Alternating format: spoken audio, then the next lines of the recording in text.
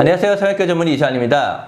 오늘은 보형물에 대해서 한번 얘기를 해보려고 하는데, 지금 이제 기존에 쓰던 보형물들 말고 다른 종류의 보형물들을 요즘 쓰기 시작했는데 이게 되게 괜찮아서 한번 소개를 해드리려고 해요. 어떤 거냐면 핀미라고 하는 보형물이에요. 3D 프린터에서 제작된 보형물이거든요. 일단 이게 어떤 차이가 있는지 제가 한번 설명해 드리도록 할게요. 보형물들이 이렇게 보시면 이 표가 있어요. 콧대 높이 이런 것들이 이제 나타내고 모양을 이렇게 나타낸 표예요. 기존에 나왔었던 보형물이 이제 흔히들 얘기할 때 너 코 몇 미리로 했어? 나 4mm, 4.5mm 이렇게 얘기를 하고 있는 게 이 보형물들이 번호를 얘기를 하는 거고, 이런 보형물을 콧대에 사용을 하는 거예요. 물론 이 보형물들은 옷으로 치면 기성복이라고 생각을 하시면 돼요.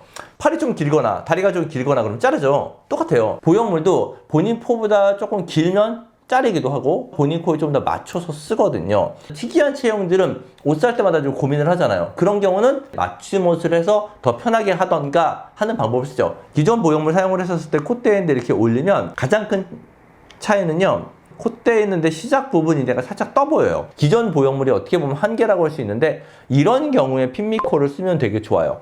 핀미는 보형물 자체가 본인이 뼈로 제작을 하거든요. CT를 찍어서 본인 뼈의 굴곡을 보고 어느 정도 올릴지를 플랜을 세운 다음에 회사에다가 제작을 하죠. 그래서 회사에서 이렇게 생긴 보형물이 와요. 기존에 썼던 보형물들은 이 부분이 두껍죠. 근데 핀미는 여기가 굉장히 얇아요. 핀미가 실제로 코에 들어갔었을 때 이 윗부분이 얇기 때문에 밀착감이 굉장히 좋아요. 이렇게 밀착이 되면 이마에서 콧대로 떨어지는 라인이 굉장히 자연스러워요. 보형물이 이물감이 없는 거죠. 눈썹뼈가 좀 돌출되어 있는 분들은 아무리 우리가 보형물을 조각을 잘하더라도 보형물 경계가 약간은 만져지는데, 얘는 애초부터 본인 뼈에 맞춰서 보형물이 제작돼서 나오니까 거기에 완전히 딱 잘 맞아 떨어지고요. 만약에 그런 구조를 가진 분들이 제가 실제로 수술을 하면 얘를 조각을 하는데 시간은 굉장히 많이 써야 돼요. 그런데 얘는 이미 제작돼서 나와 있죠. 수술할 때 조각하는 데 드는 시간이 없어요.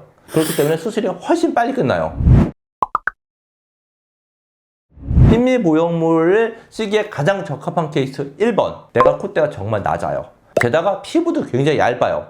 이런 분들한테는 핀미 보형물 쓰면 굉장히 좋아요. 두 번째, 재수술 케이스. 재수술 케이스는 특히나 핀미가 굉장히 좋은데, 콧대에서 보형물이 이렇게 휘어서 넘어가 있는 경우, 이런 분들한테는 핀미 보형물을 쓰게 되면 본인 뼈에 완전하게 맞춰 수술하기 때문에 보형물이 훨씬 잘 맞고 휘어지는 게 훨씬 더 덜해요. 콧대 부분, 시작 부분에 보형물 경계 잘 보이시는 분들도 핀미 보형물 쓰면 굉장히 좋아요. 세 번째, 매부리가 있는 분들인데 매부리 교정이 좀 덜 돼서 여전히 튀어나와 보이는 분들, 직선 느낌이나 직반 느낌을 원했는데 코가 곡선이 너무 심한 경우, 이런 케이스들한테는 굉장히 핀미가 좋아요. 이 경우를 제가 직접 CT로 한번 설명을 해드릴게요.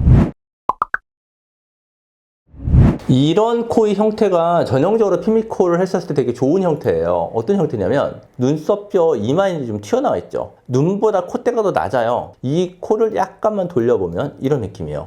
눈썹뼈에 비해서 엄청나게 뒤로 많이 들어가요. 이런 코의 형태들은 일반 보형물을 사용을 했었을 때 보형물이 약간 떠요. 이 뼈가 엄청 많이 휘었어요. 그리고 이 부분까지 콧대가 별로 없는 거죠. 콧대랑 코끝이 올라가게 되면 이 콧대에 쓰는 보형물이 엄청 생각보다는 높아야 돼요. 그런데 이 뼈의 위치도 안쪽으로 엄청 많이 들어가 있고, 이 밑으로 갈수록 또 되게 두꺼운 걸 사용을 해야 되는 거죠. 기존에 나와 있었던 보형물을 써서 수술을 하면 이 곡선 느낌이 굉장히 강하게 돼요. 나는 직선 느낌이나 직반 느낌이 좋아 하시는 분들은 일반 기성 보형물 쓰면 곡선 느낌이 너무 남아서 조금 아쉬우신 분들이 있어요. 그런 경우에는 핀미코를 보형물을 쓰는 게 훨씬 좋습니다.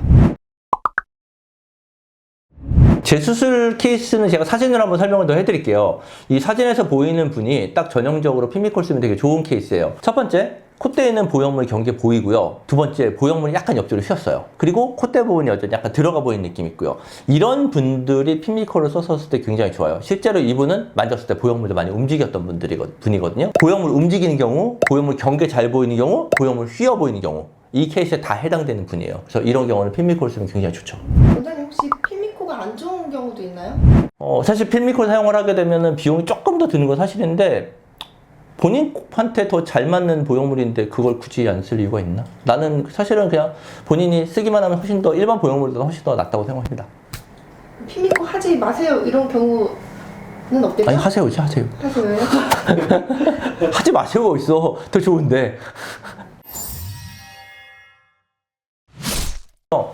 핀미는 본인한테 미리부터 3D CT를 찍어서 본인한테 맞게 제작돼서 나와 있는 보형물이기 때문에 수술 시간도 단축되고 본인한테 훨씬 더 좋은 결과를 가져올 수 있는 보형물이에요. 본인이 케이스 자체가 특이하거나 콧대가 너무 없는 경우라고 하면은 핀미를 써서 보형물 수술을 하게 되면 훨씬 좋은 결과가 있을 것으로 생각됩니다.